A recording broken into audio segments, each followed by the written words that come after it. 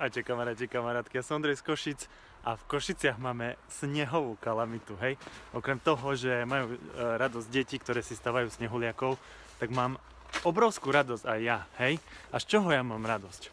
No, ja mám radosť z toho, že som sa ráno zobudil a že pozerám, všetci musia z aut odpratávať sneh, hej. Pozrite sa. A to nie, že ja by som bol škodoradostný, ale proste ma zaplňal taký pocit šťastia, spokojnosti a takej spravodlivosti, hej, že proste, že na každého dojde. Že či máte Mercedes, alebo máte starú Žiguli pred blokom, proste spadol na vás ten sneh, hej, rovnako. Hej, alebo že či platíte parkovné na hodinu, hej, euro 50, jak v Amsterdame, to tu máme v Košiciach, alebo jednoducho protestujete, neplatíte, rozkopovate parkomaty, aj tak na vás, hej, spadol ten sneh.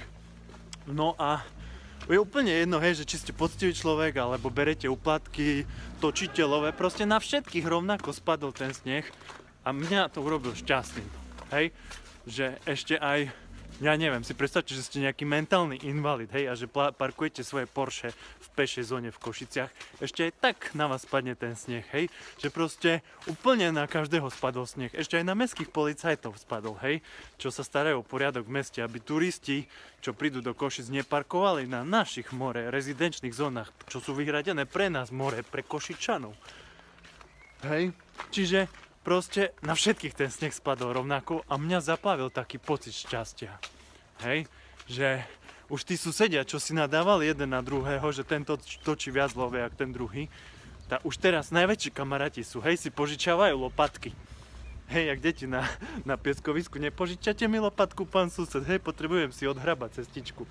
Takže úplná parada, hej, v Košiciach, obrovská solidarita medzi ľuďmi, nikto nikoho už nehejtuje, všetci sa majú radi. Prečo? Lebo všetci sú v rovnakej kaši. Kamaráti, kamarátky, a toto je vlastne odkaz tej, hej, košickej kalamity.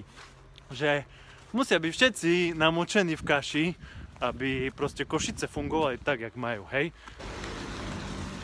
Hej, bojím sa prejsť po prechode, bo v Košicách to nie len tak, že sa vydáte, hej, že cez prechod. Musíte vedieť, hej, že čo si môžete dovoliť.